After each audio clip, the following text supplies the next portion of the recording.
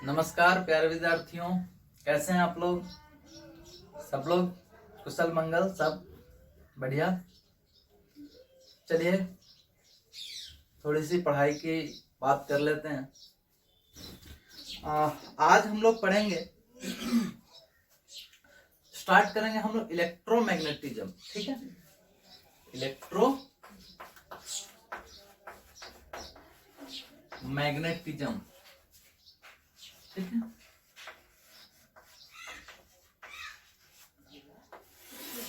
हिंदी में हम लोग बात करें तो इसको बोलते हैं वैद्युत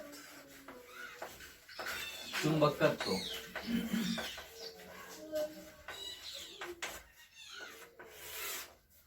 चलिए समझते हैं कि इलेक्ट्रोमैग्नेटिज्म क्या है और इसमें हम लोग पढ़ेंगे क्या क्या। ठीक है, तो पहली बात कि इलेक्ट्रोमैग्नेटिज्म में हम लोग चार्ज का स्टडी करेंगे। ठीक है, चार्ज का, आवेश। तो क्या बोलेंगे हम लोग? The study of charge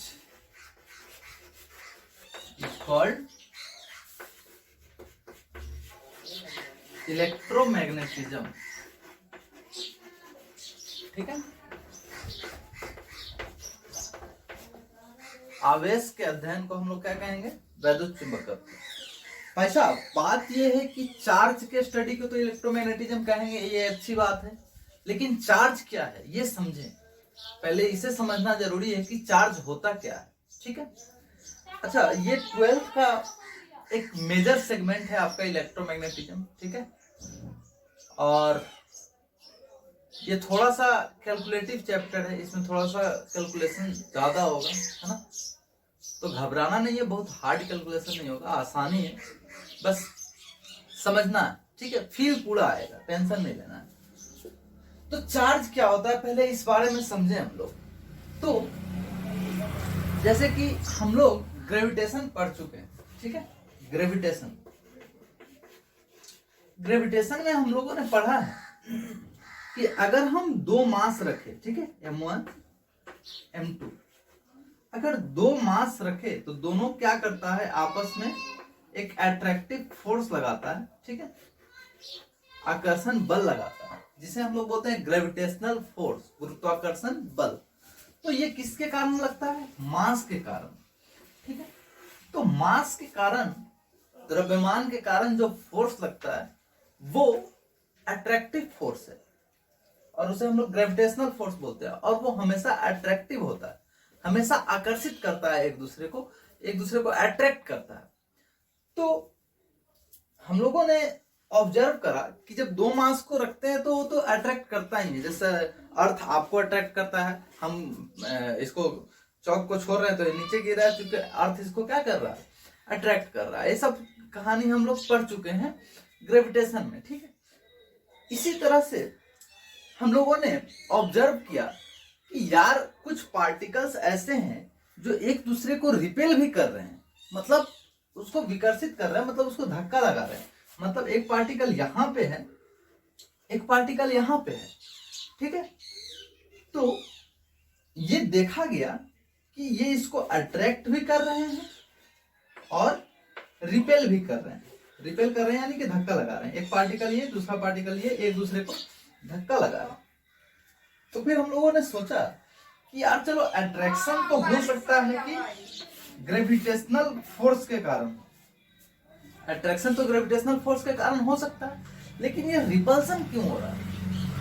repulsion तो ग्रेविटेशनल फोर्स के कारण नहीं हो रहा है, क्योंकि रिपल्सन ग्रेविटेशनल फोर्स होता ही नहीं है। ग्रेविटेशनल फोर्स तो सिर्फ अट्रैक्टिव फोर्स होता है, वो सिर्फ अट्रैक्ट कर सकता है मासेस को। तो ये जो ग्रेविटेशनल फोर्स लगता है, ये किसके कारण लगता है? Due to mass. Gravitational force जो लगता है वो मास के कारण लगता है, द्रव्यमान के कारण लगता है। तो और ये हमेशा अट्रैक्टिव होता है। हमेशा क्या होता है? अट्रैक्टिव। लेकिन यहां पे अट्रैक्शन के साथ साथ रिपल्सन भी दिखा। तो सर, ये तो रिपल्सन जो है वो ग्रेविटेशनल फोर्स नहीं हो सकता है, और वो मास के कारण रिपल्सन नहीं हो सकता है। इसका मतलब पार्टिकल्स के पास कुछ और नेचर है जिसके कारण ऐसा हो रहा है रिपल्सन। अच्छा, कैसे ऑब्जर्व करा गया वो मैं आपको बता रहा हूं, कैसे किया गया। जैसे हम लोग देखते हैं कि बाल में अगर हम लोग कंघी को रगड़ के और पेपर, छोटे छोटे पेपर के टुकड़े को उठाए तो अट्रैक्ट करता है, ठीक है। तो वो चार्ज के कारण ही होता है, ठीक है। उस बात पे हम फिर से आएंगे। अभी देखें जो एक्सपेरिमेंटल ऑब्जर्वेशन था वो क्या था, कैसे ऑब्जर्व किया गया। तो एक ले लिया गया प्लास्टिक रॉड, ठीक है, प्लास्टिक रॉड, और प्लास्टिक रॉड को हम लोग रगड़े फर के साथ, ठीक है। फर क्या होता है बेसिकली, ये आपका जैसे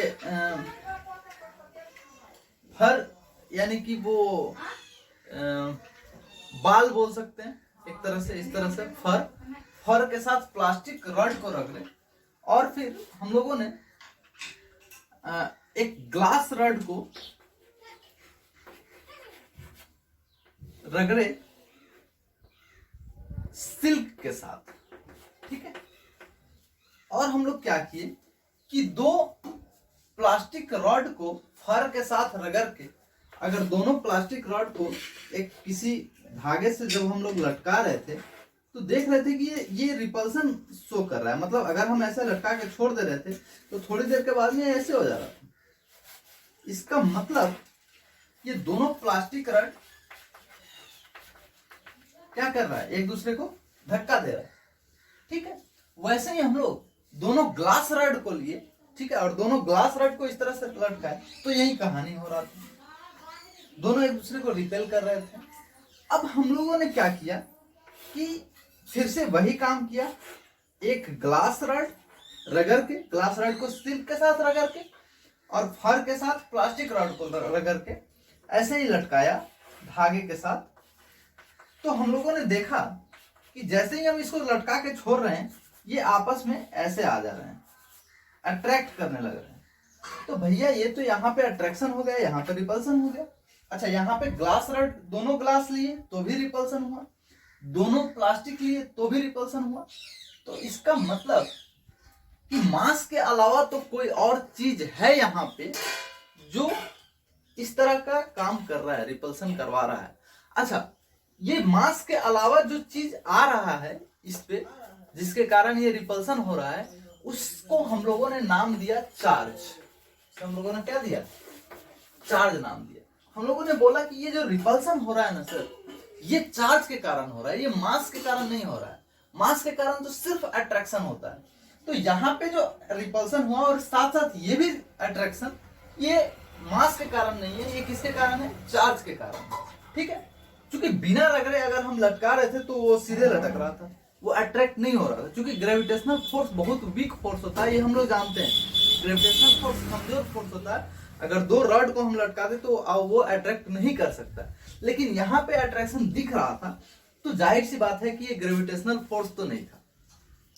तो ये जिस चीज के कारण, ये रगड़ने के कारण जो प्रॉपर्टी आया इसमें, जो चीज आया उसे हम लोगों ने क्या बोला, चार्ज बोला।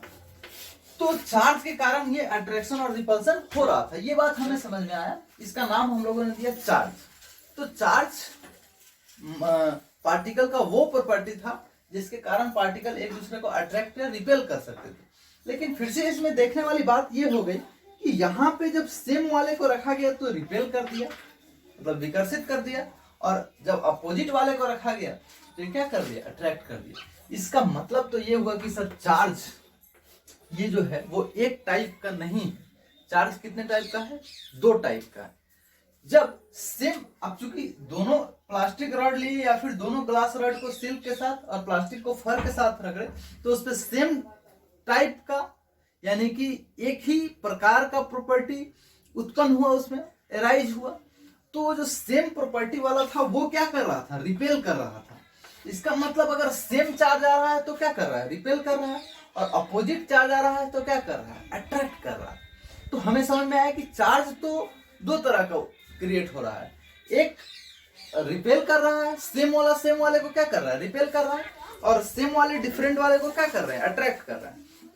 तो हम लोगों ने चार्ज को दो पार्ट में बांट दिया, दो भाग में बांटा। एक को बोला हम लोगों ने, एक का नाम दिया पॉजिटिव चार्ज और एक को बोला हम लोगों ने नेगेटिव चार्ज, ठीक है। और इस प्लास्टिक रॉड को जब फर के साथ रख रहे तो हम लोगों ने बोला कि इस पे जो चार्ज आ जा रहा है वो आ जा रहा है नेगेटिव चार्ज, ठीक है। मान लिया गया, ऐसा कोई इसमें बहुत ज्यादा रॉकेट साइंस नहीं है कि क्यों पॉजिटिव क्यों नहीं लिए, नेगेटिव ही क्यों लिए, ऐसा मान लिया गया कि यहाँ पे जो आ रहा है उसको हम लोग क्या मान लिए, नेगेटिव। वैसे ही ग्लास रॉड को जब सिल्क के साथ रगड़े तो इस पे जो चार्ज अराइज हुआ इसको हम लोगों ने बोला पॉजिटिव चार्ज। अच्छा, तो हुआ क्या, क्यों चार्ज उत्पन्न हो गया, क्यों चार्ज आया, ठीक है। इस बात पे थोड़ा सा चर्चा कर लेते हैं। तो एक्चुअली हम लोग जानते हैं कि कोई भी मटेरियल बने हुए हैं एटम्स, ठीक है, और एटम्स बने हुए हैं इलेक्ट्रॉन, प्रोटॉन और न्यूट्रॉन से, ठीक है। एटम्स जो बने हुए हैं वो किससे किससे बने हैं, इलेक्ट्रॉन, प्रोटॉन और न्यूट्रॉन से, ठीक है।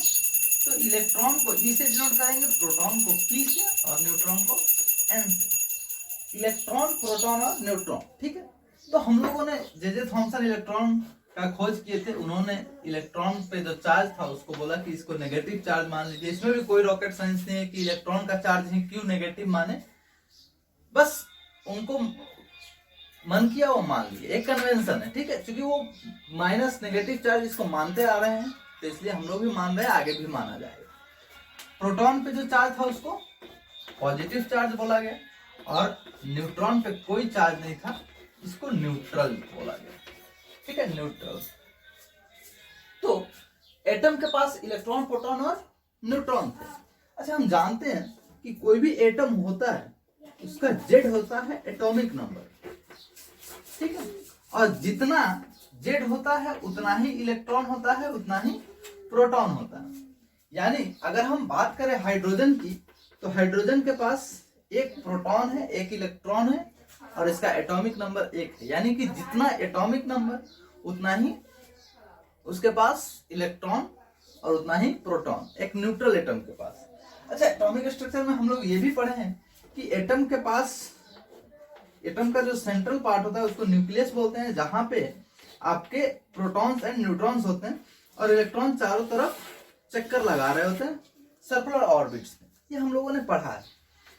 तो क्या हुआ जब हम लोगों ने रब किया, ठीक है, जब हम लोगों ने रबिंग किया, जब एक दूसरे को रगड़े तो हुआ क्या, रगड़ाने की वजह से एक का इलेक्ट्रॉन दूसरे में चला गया, ठीक है, जिसके कारण एक पे जहां पे इलेक्ट्रॉन गया वहां पे एक्सेस इलेक्ट्रॉन हो गया, ज्यादा इलेक्ट्रॉन हो गया, और जहां से इलेक्ट्रॉन निकला वहां पे इलेक्ट्रॉन की कमी आ गई। तो हुआ क्या, थोड़ा सा समझे। आप लोग आयन तो पढ़े होंगे क्लास 11 से, फिर भी समझे थोड़ा। जैसे मान लीजिए कि हमारे पास सोडियम एटम है, ठीक है, जेड का वैल्यू इसका 11 होता है, इलेक्ट्रॉन भी कितना है इसमें 11 और प्रोटॉन भी 11। तो इलेक्ट्रॉन है तो मान लीजिए कि इस पे -11 चार्ज है और प्रोटॉन पे +11। ओवरऑल चार्ज कितना है, 0, कोई चार्ज नहीं है। अब हम लोगों ने क्या करा कि सोडियम से एक इलेक्ट्रॉन, जैसे मान लीजिए कि सोडियम को किसी चीज के साथ हम लोग रगड़े और वहां से एक इलेक्ट्रॉन निकल गया, ऐसा मान ले रहे हैं कि सोडियम से एक इलेक्ट्रॉन निकल गया। तो जो सोडियम अब यहाँ पे बचा है वो सोडियम के पास तो एक इलेक्ट्रॉन की कमी है, यानी कि इसमें इलेक्ट्रॉन अब कितने हो गए 10, प्रोटॉन अभी भी कितने हैं 11। तो इसका तो -10 और +11। तो ओवरऑल चार्ज इस पे कितना हो गया +1, यानी कि क्या सोडियम पे पॉजिटिव चार्ज आ गया। सेम वे में अगर हम सिल्क को ग्लास रॉड के साथ रगड़ रहे हैं तो हुआ क्या कि ग्लास रॉड पॉजिटिव चार्ज हो गया।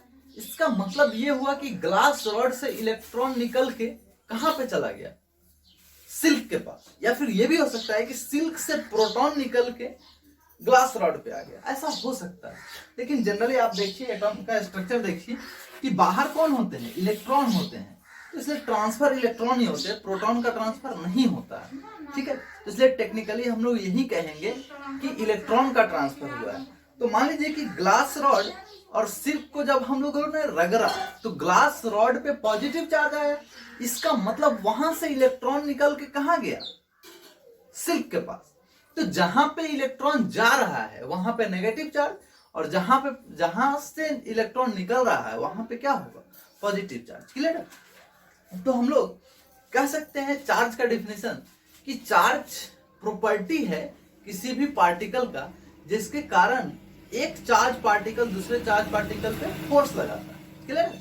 अच्छा, हम लोग और पढ़ेंगे इसमें, इलेक्ट्रिक फील्ड के बारे में पढ़ेंगे, मैग्नेटिक फील्ड के बारे में पढ़ेंगे, तो वो बाद की बात है। अभी फिलहाल समझें कि कोई भी चार्ज है उसके आसपास का जो फील्ड होता है उसको हम लोग बोलते हैं इलेक्ट्रिक फील्ड, और जब चार्ज मूव करता है तो करंट बनता है, और करंट के आसपास जो फील्ड होता है उसको मैग्नेटिक फील्ड बोलते हैं। तो अगर हमें डिफिनेशन देना पड़ेगा चार्ज का, तो हम लोग कैसे बोलेंगे कि चार्ज किसी पार्टिकल का वह गुण है, वह प्रॉपर्टी है जिसके कारण वो पार्टिकल इलेक्ट्रोमैग्नेटिक फील्ड में फोर्स एक्सपीरियंस करता है। ठीक है, इलेक्ट्रोमैग्नेटिक फील्ड मतलब इलेक्ट्रिक फील्ड में और मैग्नेटिक फील्ड दोनों में फोर्स एक्सपीरियंस करता है। इसका मतलब कि चार्ज पार्टिकल का वह गुण है जिसके कारण वो वैद्युत चुंबकीय क्षेत्र में बल का अनुभव करता है। ठीक है, तो हम लोग लिख लें डेफिनेशन। चलिए, चार्ज का डिफिनेशन क्या हो जाएगा, it is a property of particles due to which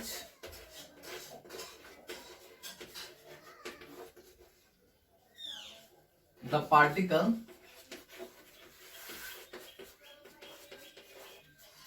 experiences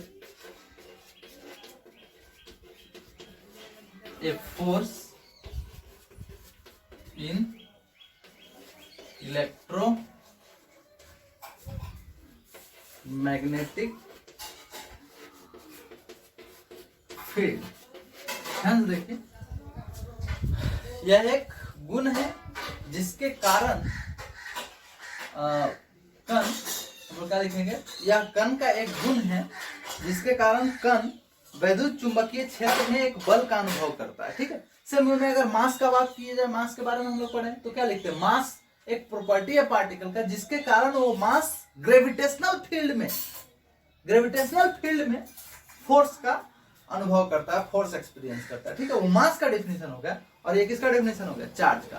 तो चार्ज के कारण पार्टिकल इलेक्ट्रोमैग्नेटिक फील्ड में फोर्स का अनुभव करेगा, जबकि मास के कारण ग्रेविटेशनल फील्ड में फोर्स का अनुभव करेगा। क्लियर है। तो चार्ज के बारे में हम लोग जाने, चार्ज कितने टाइप के हैं भाई साहब, चार्ज दो टाइप के, एक पॉजिटिव और दूसरा नेगेटिव चार्ज। क्लियर है, तो इसे नोट करें। तो हम लोगों ने देखा चार्ज, मास के बारे में तो पहले से ही जानते हैं, और चार्ज कैसे डेवलप हुआ, तो हम लोगों ने देखा कि अगर पार्टिकल्स को रब करें, है ना, रगड़ें, तो क्या होगा, एक पे पॉजिटिव चार्ज दूसरे पे नेगेटिव चार्ज। अच्छा, जब हम लोग ठंडी के दिनों में स्वेटर को निकालते हैं, ठीक है, तो क्या होता है, ये चट चट बजता है, थोड़ा सा लाइटिंग भी होता है, अगर आप अंधेरे में निकाले तो चिंगारी टाइप से निकलता है, कभी आप ध्यान दिए हो तो, या फिर ये तो होता है कि आपके जो बाल है वो खिंचाते हैं स्वेटर के साथ। तो ऐसा क्यों होता है, हुआ क्या कि ये स्वेटर और आपके जो बाल हैं, ठीक है, इसके बीच में क्या हुआ, घर्षण हुआ, दोनों एक दूसरे से रगड़ाए, और उससे क्या हुआ कि किसी एक से इलेक्ट्रॉन दूसरे में चला गया। तो जहां से इलेक्ट्रॉन दूसरे में चला गया, तो जहां पे इलेक्ट्रॉन गया वहां पे नेगेटिव, और जहां से इलेक्ट्रॉन निकला पॉजिटिव, तो दोनों पे डिफरेंट चार्ज अपीयर हुए, और डिफरेंट चार्ज क्या किए, एक दूसरे को अट्रैक्ट करेंगे, इसलिए वो दोनों क्या करते हैं, एक दूसरे को अट्रैक्ट करते हैं। ठीक है, तो चार्ज कितने टाइप के, दो टाइप के। अगर प्लस प्लस रहेंगे तो ये क्या करेंगे, अट्रैक्ट, और माइनस सॉरी प्लस प्लस रहेंगे तो रिपेल, दोनों एक दूसरे को क्या करेंगे रिपेल। माइनस माइनस रहेंगे तो भी एक दूसरे को क्या करेंगे रिपेल, यानी विकर्षण, एक दूसरे को विकर्षित करेंगे। अच्छा प्लस माइनस रहेंगे तो ये अट्रैक्ट करेंगे, आकर्षण। ध्यान रखिएगा हमेशा ये सेम चार्ज, ठीक है, जब सेम चार्ज रहेंगे क्या रहेंगे सेम, तो याद रखिएगा दुश्मनी। जब चार्ज सेम रहेंगे तो क्या होगा दुश्मनी, और जब चार्ज अपोजिट रहेंगे उल्टा रहेंगे अपोजिट, ठीक है, तो यहाँ पे दोस्ती, ठीक है। तो हमेशा ध्यान रखिएगा, इस बात को याद रखिएगा कि जब भी चार्ज अपोजिट होंगे, ठीक है, तो क्या होगा दोस्ती होगा, उल्टा प्लस माइनस दोस्ती, प्लस प्लस दुश्मनी, माइनस माइनस दुश्मनी। तो इस बात का हमें ध्यान रखना है कि सेम चार्ज क्या करेंगे रिपेल करेंगे एक दूसरे को, और अपोजिट चार्ज एक दूसरे को क्या करेंगे अट्रैक्ट करेंगे।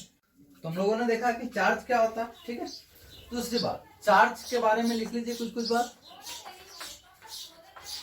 चार्ज हम लोग देखे दो टाइप का होता है, सेम चार्ज रिपेल करता है, अपोजिट चार्ज अट्रैक्ट करता है ना। और कुछ बात देखते हैं, ये चार्ज जो है वो स्केलर क्वांटिटी है ना, चार्ज के पास कोई डायरेक्शन नहीं होता है, इसलिए क्या है स्केलर है, तो ये स्केलर क्वांटिटी है। दूसरा इसका जो SI यूनिट है वो होता है कूलम, ठीक है, कूलम C से डिनोट करते हैं, ठीक है, कूलम। इसका जो CGS यूनिट होता है वो होता है ESU, ठीक है, या फिर स्ट्रैट कूलम, स्ट्रैट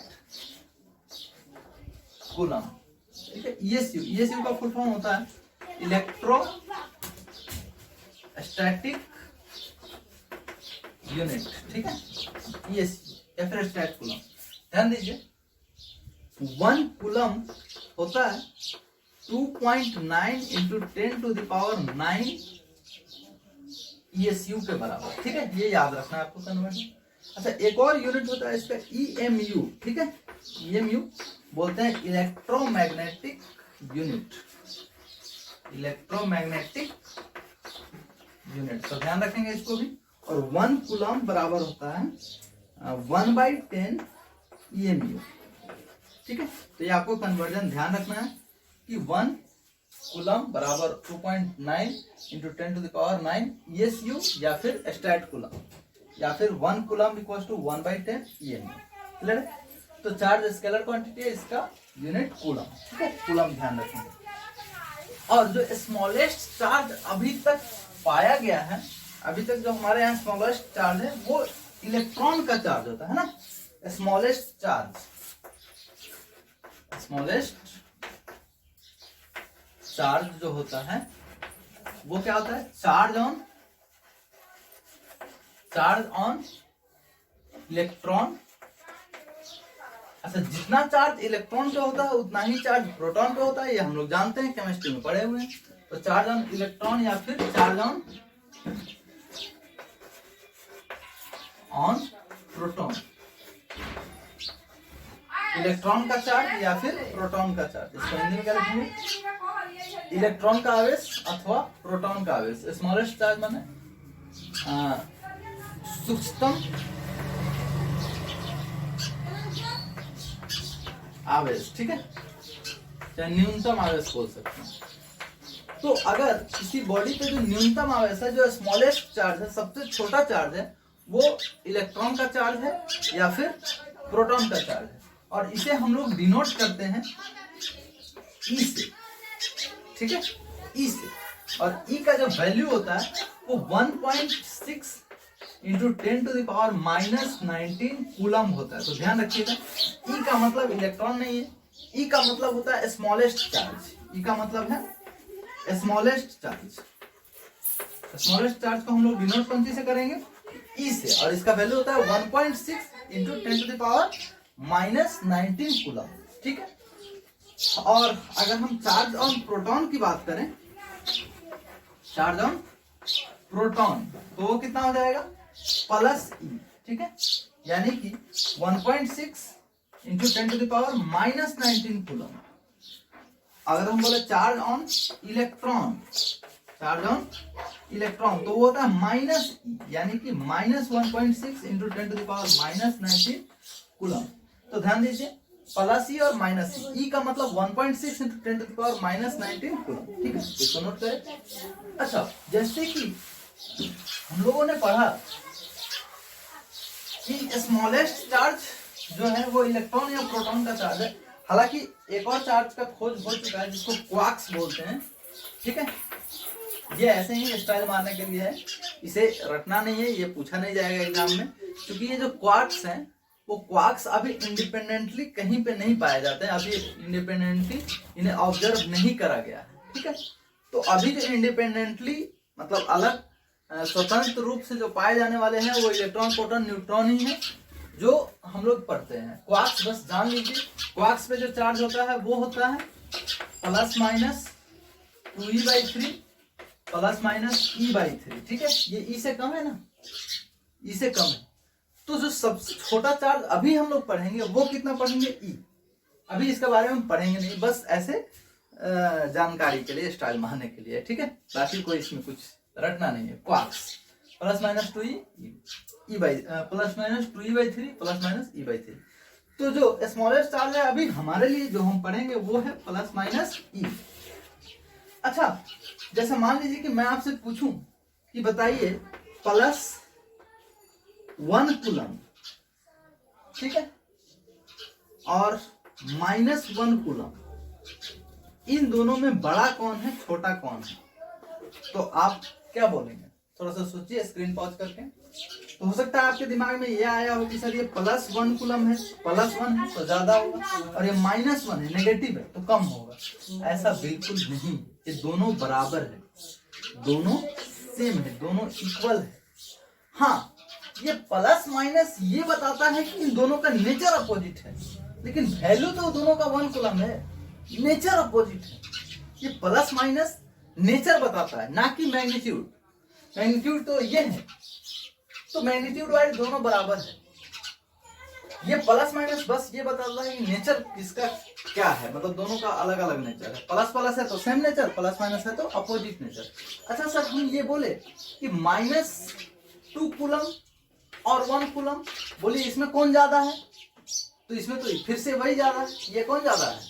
ये 2 कूलम ज्यादा है और 1 कूलम कम है। ये प्लस माइनस सिर्फ नेचर बताता है, ध्यान रखिए इस बात का।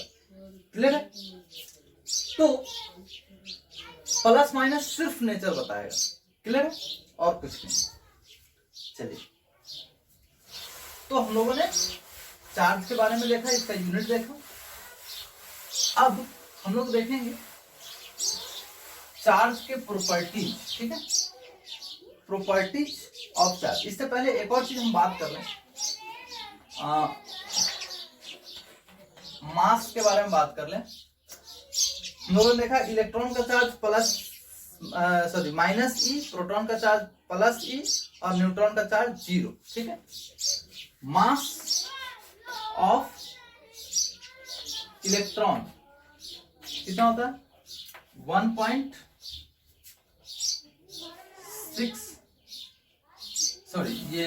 मास of electron 9.1 into 10 to the power -31 kg। ठीक है, ये किसका? इलेक्ट्रॉन का मास। अगर हम बोले मास ऑफ प्रोटॉन होता है 1.67 इंटू 10 का पावर -27 kg, और लगभग मास ऑफ न्यूट्रॉन का भी बात करें तो लगभग इतना ही होता है, 1.67 into 10 to the power -27 kg। अच्छा सर, ये दोनों सेम है, लेकिन फिर भी न्यूट्रॉन का मास थोड़ा सा ज्यादा होता है ना, तो ये ध्यान रखिएगा। Mass of neutron is slightly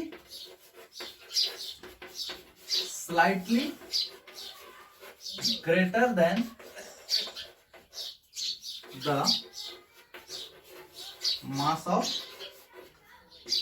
proton. ठीक है, प्रोटॉन के मास से थोड़ा सा ज्यादा किसका होता है, इलेक्ट्रॉन का। वैसे वैल्यू लगभग लगभग दोनों बराबर ही है, थोड़ा सा ज्यादा। इलेक्ट्रॉन का मास सबसे कम 9.1 इंटू 10⁻31 kg, प्रोटॉन का मास 1.67 इंटू 10⁻27 kg, और न्यूट्रॉन का भी इतना। तो आप ये चीज याद रखेंगे, ठीक है। चार्ज अगर इलेक्ट्रॉन पे बात करें तो -1.6 इंटू 10⁻19 कूलम, प्रोटॉन पे बात करेंगे तो +1.6 इंटू 10⁻19 कूलम। ये आपको ध्यान रखना है, इलेक्ट्रॉन प्रोटॉन का चार्ज और इसका मास, ठीक है। चलिए, तो ये हम लोगों ने देखा।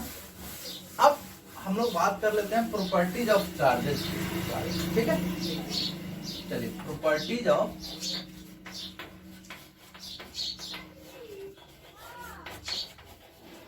चार्जेस, ठीक है। प्रॉपर्टीज ऑफ चार्जेस क्या होता है, चलिए ध्यान से देखो। पहला तो हम लोग जानते हैं कि similar charges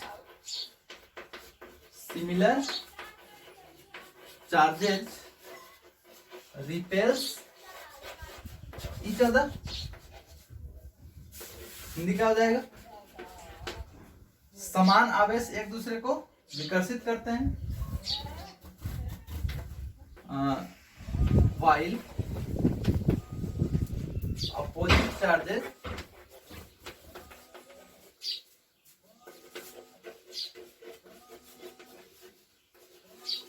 attracts each other, ठीक है। समान आवेश एक दूसरे को विकर्षित करते हैं, जबकि असमान आवेश, विपरीत आवेश एक दूसरे को आकर्षित करते हैं, ठीक है। नोट कीजिए,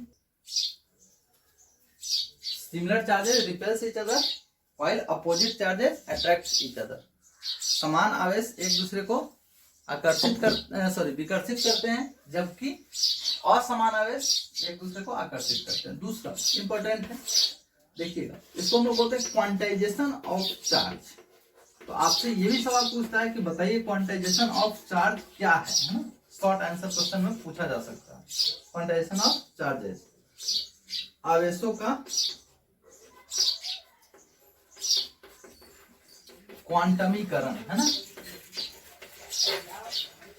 अगर हम प्रॉपर्टी की बात करें तो लिखेंगे चार्जेस आर क्वांटाइज्ड, ठीक है। आवेश क्वांटमीकृत होते हैं, है ना। क्या होता है समझिए, पहले इसको नोट करिएगा, ये नोट कर लीजिए कि क्या होता है क्वांटाइजेशन ऑफ चार्ज। समझिए, जैसे हम लोगों ने अभी अभी देखा कि चार्ज कैसे उत्पन्न होते हैं, चार्ज कैसे क्रिएट होते हैं, चार्ज कैसे डेवलप होते हैं। क्रिएट होते हैं नहीं बोल सकते हैं, क्योंकि चार्ज कंजर्व होते हैं, वो बताएंगे। तो चार्ज जो है वो कैसे डेवलप होते हैं, हम लोगों ने देखा है कि जब हम लोग रगड़ते हैं तो क्या होता है कि इलेक्ट्रॉन का ट्रांसफर होता है। इलेक्ट्रॉन एक जगह से दूसरे जगह जाता है, तो जहां पे इलेक्ट्रॉन जाता है वहां पे नेगेटिव, और जहां से निकलता है वहां पे पॉजिटिव। तो एक इलेक्ट्रॉन का जो चार्ज है वो तो ई है, ठीक है। तो यहां से मान लीजिए कि 4 इलेक्ट्रॉन निकल गया, ठीक है। इसका मतलब यहां से 4 इलेक्ट्रॉन जब गया इधर, तो यहां पे 4 इलेक्ट्रॉन अधिक हो गया। एक इलेक्ट्रॉन के लिए चार्ज कितना हुआ, -e। 2 इलेक्ट्रॉन के लिए -2e, 3 इलेक्ट्रॉन के लिए -3e, और 4 इलेक्ट्रॉन के लिए -4e। इसका मतलब यहां पे चार्ज डेवलप हो गया -4e। उसी तरह से यहां से 4 इलेक्ट्रॉन निकला है, तो उसके बदले में इस पे चार्ज क्या आएगा, पॉजिटिव। तो इस पे आ जाएगा +4e। मान लीजिए यहां से गया 10e, 10 इलेक्ट्रॉन यहां से निकल के यहां चला गया, तो यहाँ पे -10e चार्ज आ गया, और यहाँ पे क्या होगा, इस बॉडी पे कितना आ जाएगा, +10e।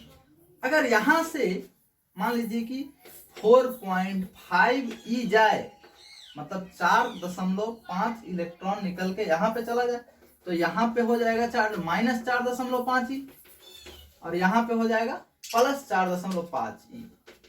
बोलिए क्या ये तीनों सही है या गलत? सोचिए, स्क्रीन पॉज करके सोचिए। तो ध्यान से देखें, तो ये जो आपका थर्ड वाला बात लिखा गया है ये बिल्कुल गलत है। क्यों? क्योंकि आप 4 इलेक्ट्रॉन निकाल सकते हैं, 10 इलेक्ट्रॉन निकाल सकते हैं, लेकिन क्या यहां से 4.5 इलेक्ट्रॉन जा सकता है? नहीं जा सकता है, कभी भी नहीं जा सकता है। क्योंकि आप या तो एक इलेक्ट्रॉन भेजेंगे, नहीं तो 2 इलेक्ट्रॉन भेजेंगे, 3 इलेक्ट्रॉन भेजेंगे, 4 इलेक्ट्रॉन भेजेंगे, ठीक है। तो आप 4.5 इलेक्ट्रॉन नहीं भेज सकते, इसलिए ये पॉसिबल नहीं है। तो आपका किसी भी बॉडी पे, इस बॉडी पे जो चार्ज आ रहा है वो +4 ही आ सकता है, -4 ही उस पे जा सकता है। माने जहां से इलेक्ट्रॉन निकलेगा वहां पे प्लस में, और जहां पे इलेक्ट्रॉन जाएगा वहां पे माइनस में। तो चार्ज को अगर हम Q लिखे, Q मतलब चार्ज को हम लोग डिनोट कर रहे हैं, तो किसी भी बॉडी पे जो चार्ज होगा वो चार्ज कितना होगा, हो सकता है कि +E हो सकता है -E हो सकता है 0 हो सकता है ±2E हो सकता है ±3E हो, लेकिन ये फ्रैक्शन में नहीं हो सकता है। तो हम लोग लिखते हैं कि Q बराबर ±NE, जहां पे N जो है वो है इंटीजर, ठीक है। तो ध्यान से देखिए, ये कभी भी फ्रैक्शन में नहीं हो सकता। तो क्वांटाइजेशन ऑफ चार्ज क्या है, वही बोला जाता है कि चार्ज ऑन एनी बॉडी या फिर any particle is integral multiple of E, ठीक है। किसी भी पार्टिकल पे जो चार्ज होता है वो E का इंटीग्रल मल्टीपल होता है ना। इसी को हम लोग बोलते हैं क्वांटाइजेशन ऑफ चार्ज, ठीक है। तो चाहे तो आप फिगर बना भी सकते हैं, और दूसरा जो प्रॉपर्टी क्वांटाइजेशन ऑफ चार्ज लिखेंगे उसमें आप लोग लिख लीजिएगा, charge on any particle is always an integral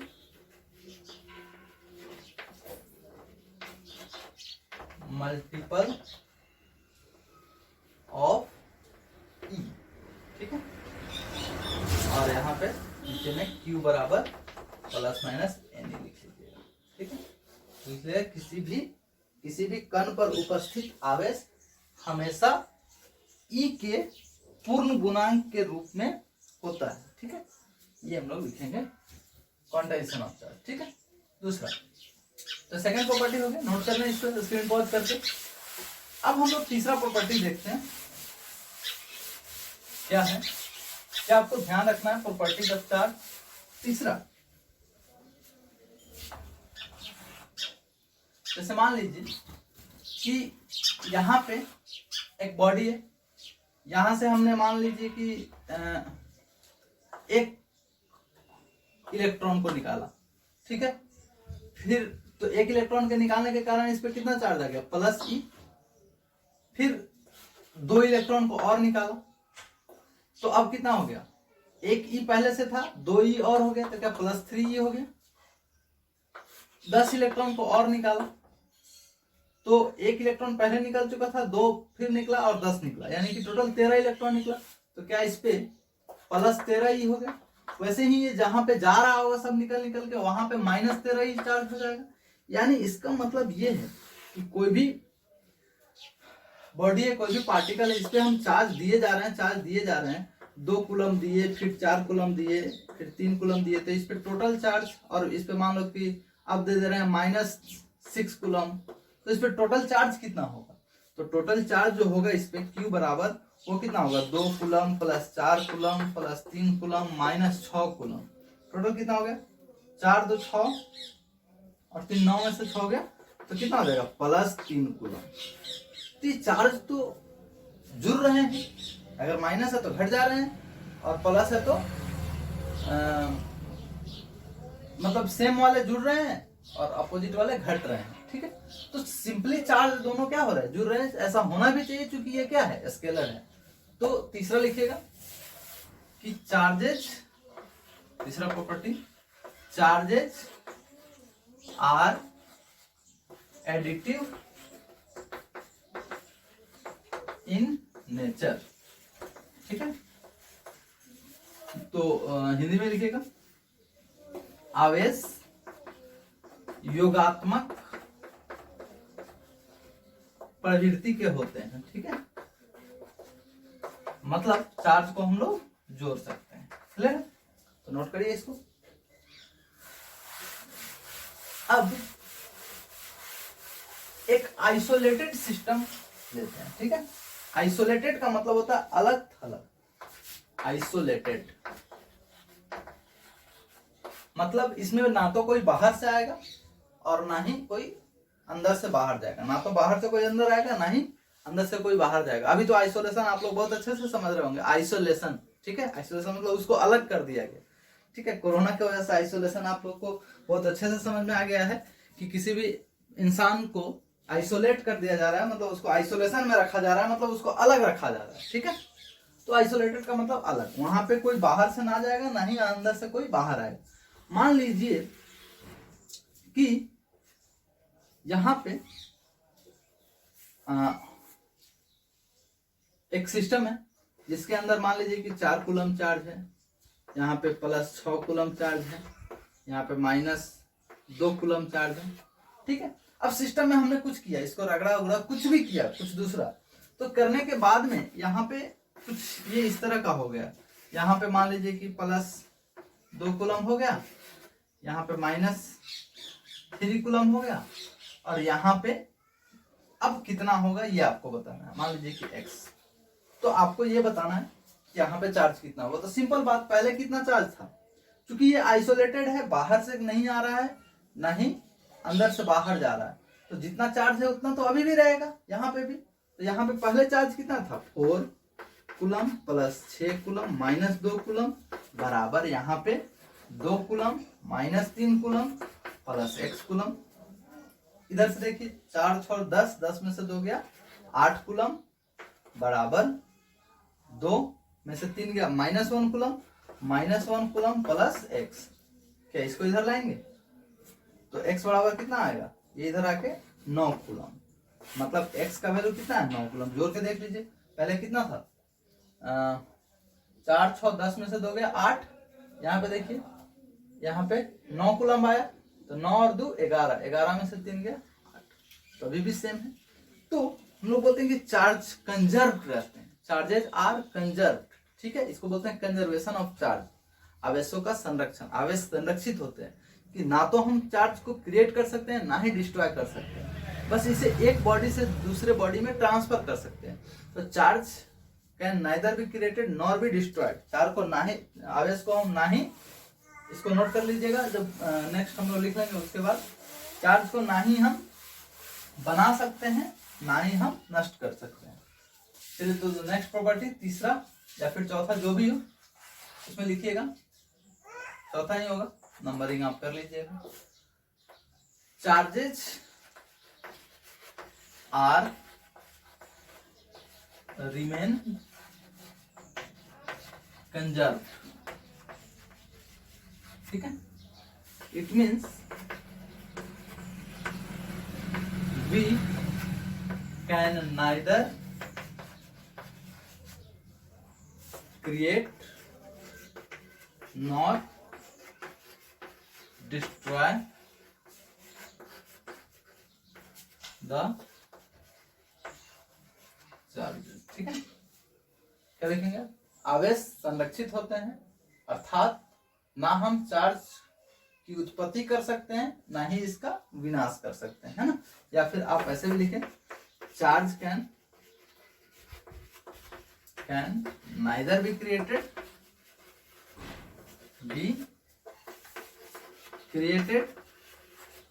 nor be destroyed। Charge को ना तो हम बना सकते हैं, ना ही इसे हम लोग नष्ट कर सकते हैं। चार्ज कंजर्व होते हैं, ठीक है। आप नीचे लिखना चाहे तो ये भी लिख सकते हैं, it can only transferred from one body to another, ठीक है। इसे केवल एक वस्तु से, एक बीम से, एक पिंड से दूसरे पिंड तक स्थानांतरित किया जा सकता है, ठीक है। तो ये हम लोग लिख लेंगे, चार्ज को ना ही बना सकते हैं, ना ही नष्ट कर सकते हैं, इसे सिर्फ एक पिंड से दूसरे पिंड पे ट्रांसफर किया जा सकता है, ठीक है।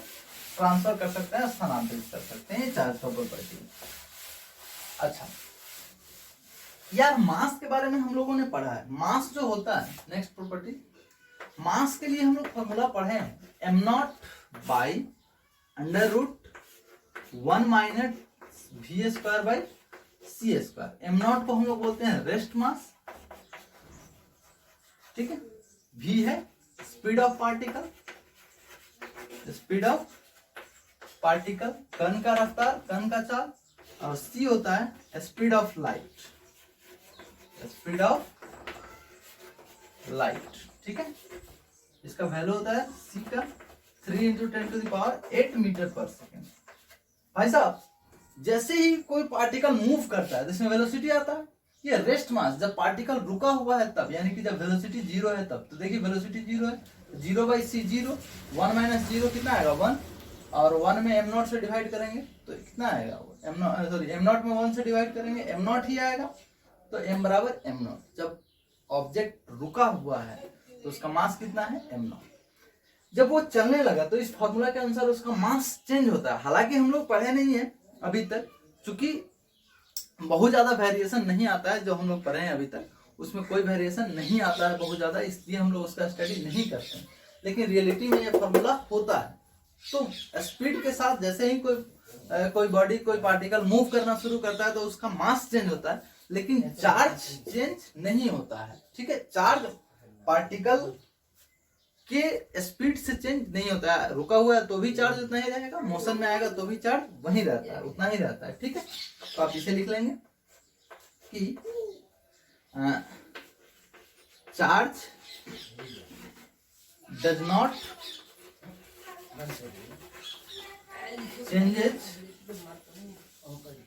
Changes with speed of particle, but mass changes with speed, ठीक है। तो क्या होगा कि आवेश कण के चाल के साथ परिवर्तित नहीं होता है, ठीक है। मास चेंज होता है लेकिन चार्ज चेंज नहीं होता है। तो ये सारे प्रॉपर्टीज थे चार्ज के, ठीक है।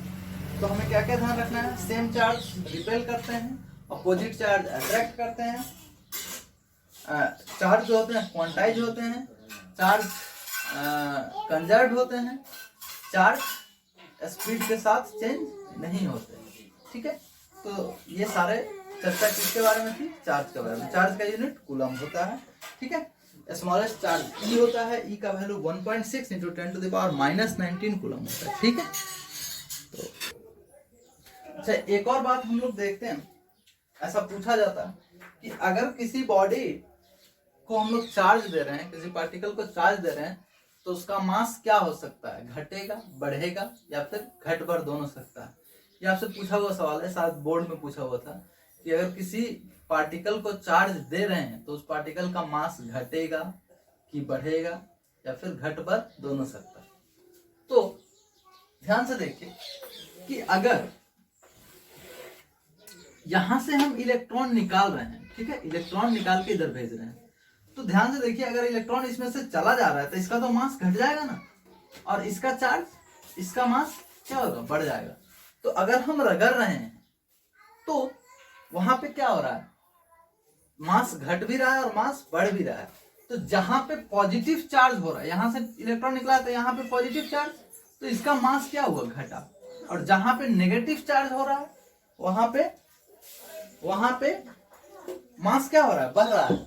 यहाँ पे क्या हुआ, क्यों घटा, क्योंकि यहाँ से इलेक्ट्रॉन निकल जा रहा है, ठीक है, इलेक्ट्रॉन निकल रहा है इसलिए मास क्या हो गया, घट गया।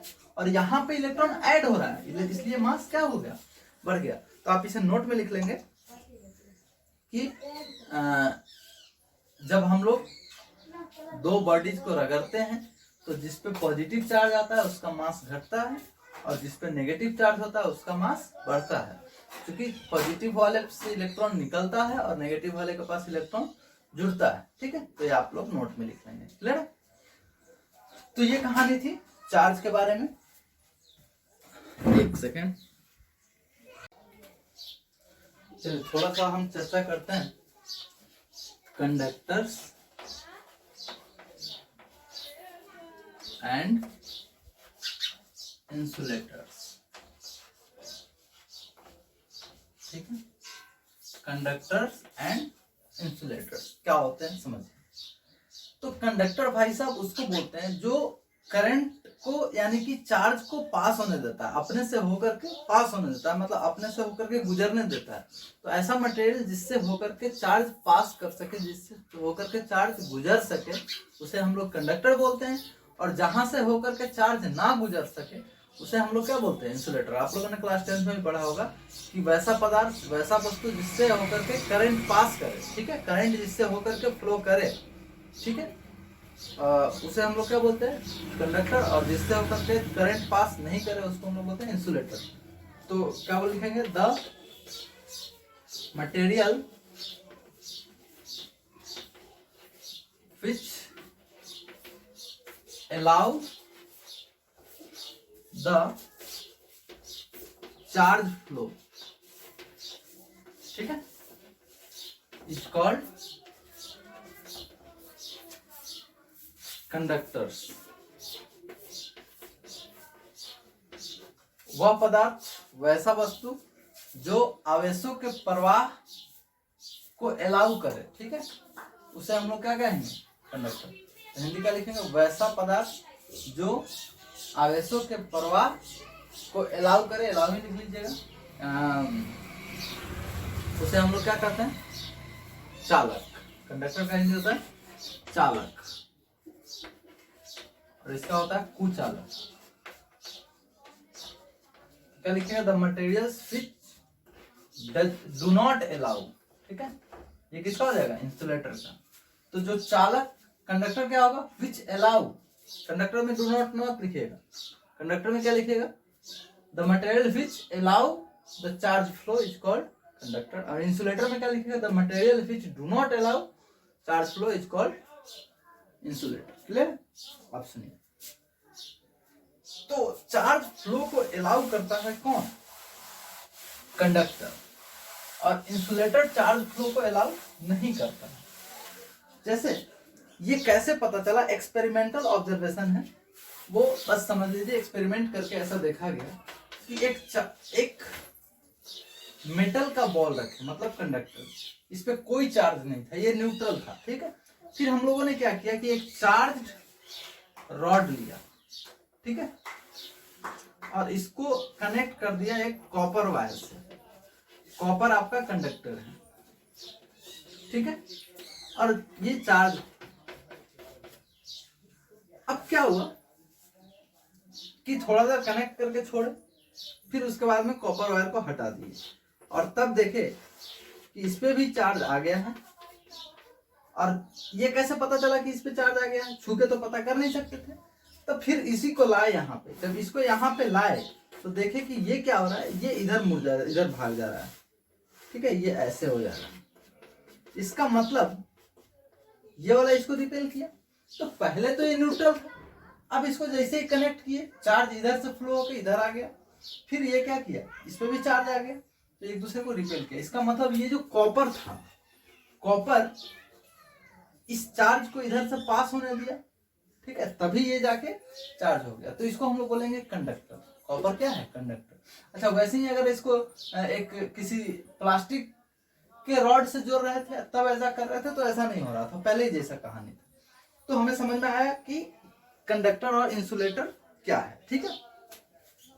एक और चीज आपके एनसीईआरटी में दिया हुआ है, चार्जिंग बाय इंडक्शन, ठीक है, तो ये मैं समझा देता हूं, आपको लिखना खुद से, चार्जिंग बाय इंडक्शन, ठीक है। ये क्या होता है समझिए। इंडक्शन का हिंदी होता है प्रेरण, है ना, प्रेरण के द्वारा आवेशन, ठीक है। देखिए क्या होता है, जैसे मान लीजिए कि आपके पास एक मेटल बॉल है, कंडक्टर, और इसको हम एक इंसुलेटर स्टैंड पे खड़ा करके रख दिए, ठीक है। ध्यान दीजिएगा, ये न्यूट्रल है, ये क्या है? न्यूट्रल, इस पे कोई चार्ज नहीं है। स्टेप बाय स्टेप आपका फिगर बनाया हुआ होगा एनसीईआरटी में, वहां से भी पढ़िएगा, मैं समझा दे रहा हूँ आपको, बाकी लिखना आपको खुद से, ये मैं नहीं लिखवा रहा हूँ। ये न्यूट्रल है, यहाँ पे हमने क्या किया कि एक चार्ज रॉड ले गया, यहाँ पे चार्ज, ये चार्ज है।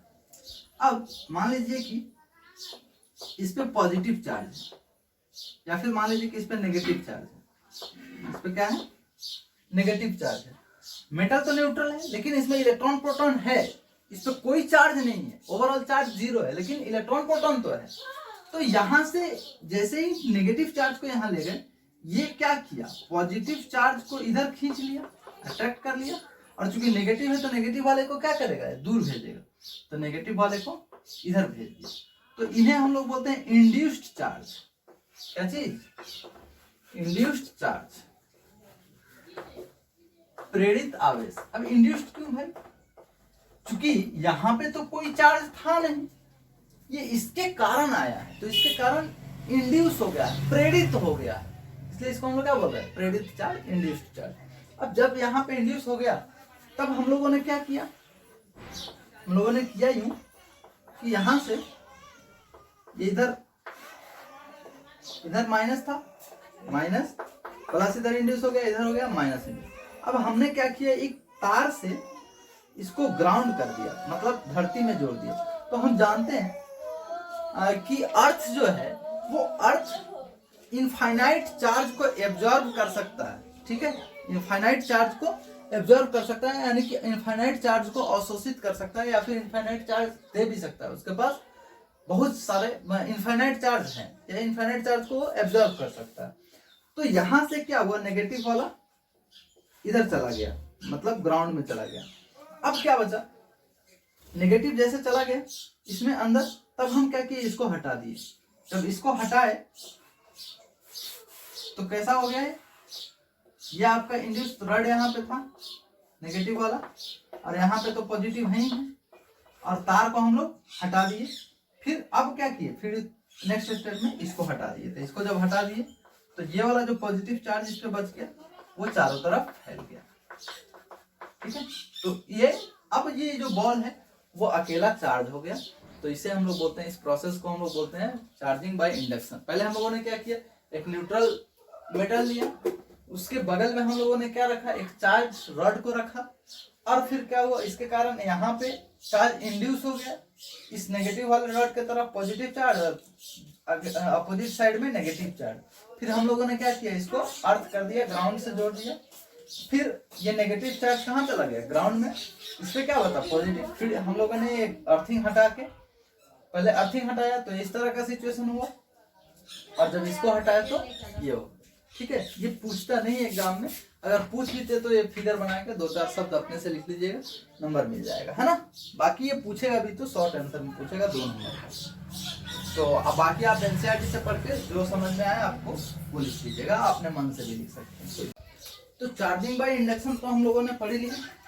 थोड़ा एक और चीज देख लेते हैं। हम लोग जानते हैं कि पॉजिटिव पॉजिटिव एक दूसरे को रिपेल करेंगे, नेगेटिव नेगेटिव भी रिपेल करेंगे, और नेगेटिव पॉजिटिव क्या करेंगे, अट्रैक्ट करेंगे। लेकिन ये इसके साथ साथ एक चार्ज पार्टिकल न्यूट्रल पार्टिकल को भी अट्रैक्ट करता है। क्यों करता है वो समझे, हालांकि वो रियलिटी में अट्रैक्ट यही चीज है, लेकिन कैसे होता है वो देखिए। जैसे मान लीजिए कि एक न्यूट्रल बॉडी है, ठीक है, एक न्यूट्रल बॉडी के पास जैसे ही हम एक चार्ज बॉडी को लाते हैं, मान लीजिए कि इस पे पॉजिटिव चार्ज है, पॉजिटिव चार्ज, तो इसने क्या किया, इस न्यूट्रल वाले में चार्ज इंड्यूस कर दिया। ये पॉजिटिव इधर है तो इधर भी, इधर क्या किया, नेगेटिव इंड्यूस किया, और इस पॉजिटिव के कारण किधर जाएगा, पॉजिटिव इधर। अब ध्यान से देखिए, इस न्यूट्रल बॉडी में इधर क्या क्रिएट हो गया, पॉजिटिव, और इधर सॉरी इधर नेगेटिव क्रिएट हो गया, और इधर क्या हो गया, पॉजिटिव क्रिएट हो गया। तो ये पॉजिटिव और ये नेगेटिव एक दूसरे को क्या करेगा, अट्रैक्ट करेगा, और ये पॉजिटिव और ये पॉजिटिव क्या करेगा, रिपेल करेगा। तो ध्यान दीजिए, यहाँ पे अट्रैक्शन भी है और रिपल्सन भी है। नेक्स्ट हम लोग कूलम्ब्स लॉ पढ़ेंगे। कूलम्ब्स लॉ में ये पढ़ेंगे कि जैसे डिस्टेंस बढ़ता है, ठीक है, तो डिस्टेंस बढ़ता है तो फोर्स घटता है, तो और डिस्टेंस घटता है तो फोर्स बढ़ता है। तो ध्यान दीजिए कि ये डिस्टेंस कम है और ये डिस्टेंस ज्यादा है, तो अट्रैक्शन ज्यादा होगा और रिपल्सन कम होगा। तो ओवरऑल ये क्या करेगा, रिपेल करेगा। उसी वजह से जब हम लोग कंघी से कागज के टुकड़े को उठाते हैं तो क्या होता है, कागज का टुकड़ा उठ जाता है, यहाँ पे कागज का टुकड़ा क्या होता है, न्यूट्रल होता है, उस पर कोई चार्ज नहीं होता। लेकिन जैसे कंघी को हमने बाल में रगड़ा तो कंघी पे चार्ज आ गया, तो उसने उस चार्ज ने क्या करा कि वो कागज के टुकड़े जो थे उसमें चार्ज इंड्यूस कर दी। ठीक है, इंड्यूस हुआ तो पॉजिटिव नेगेटिव दोनों सेम इंड्यूस हुआ, ये जितना नेगेटिव इधर इंड्यूस हुआ उतना पॉजिटिव इधर इंड्यूस हुआ। लेकिन चूंकि इसका नेगेटिव वाले का डिस्टेंस कम है इसलिए अट्रैक्टिव फोर्स ज्यादा लगा। तो यहाँ पे भी रियलिटी में क्या हुआ, प्लस माइनस के बीच में अट्रैक्शन और प्लस प्लस के बीच में रिपल्सन। तो लॉ अभी भी वैलिड है, ये हमेशा वैलिड है, कभी भी ये इनवैलिड नहीं होगा।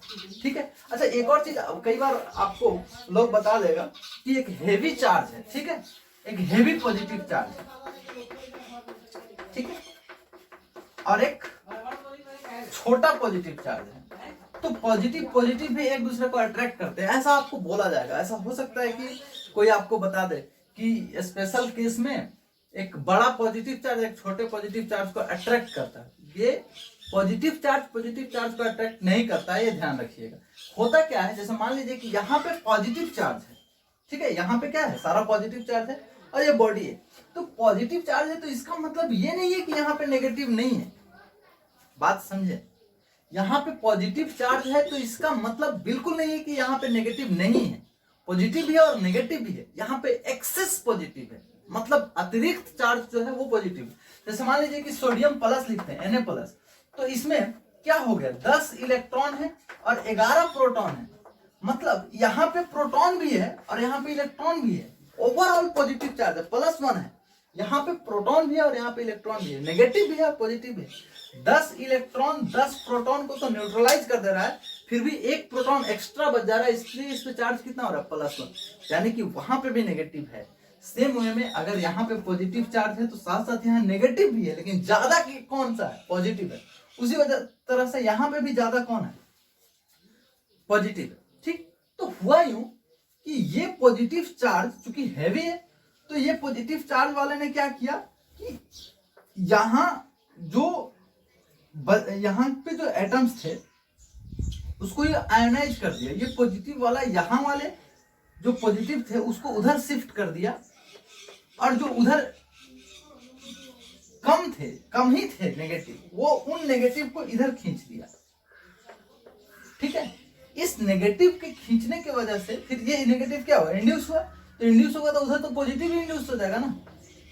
तो अब ध्यान दीजिए, ये प्लस और माइनस के बीच में फिर से क्या होगा, अट्रैक्शन, और ये प्लस प्लस के बीच फिर से क्या होगा, रिपल्सन। जाहिर सी बात है ये डिस्टेंस कम है तो ज्यादा अट्रैक्शन होगा और रिपल्सन कम होगा। ठीक है, तो इस केस में क्या हो जाता है कि पॉजिटिव, तो इसी तरह से आपको लोग बता देते हैं कि पॉजिटिव अट्रैक्ट भी कर सकते हैं, जो कि बिल्कुल गलत है। अट्रैक्शन पॉजिटिव नेगेटिव के बीच ही हुआ है, चलिए। तो कभी भी पॉजिटिव एक दूसरे को अट्रैक्ट नहीं कर सकते हैं। अगर कोई बोलता है तो वो ये केस होता है, तो इस केस में भी आप ध्यान से देखें, पॉजिटिव नेगेटिव को ही अट्रैक्ट किया है, पॉजिटिव को अट्रैक्ट नहीं किया है। क्लियर, ये लॉ यूनिवर्सल है कि पॉजिटिव को रिपेल करेगा, नेगेटिव को रिपेल करेगा, पॉजिटिव नेगेटिव को रिपेल करेगा, इसमें कोई अपवाद नहीं है, कोई एक्सेप्शन नहीं।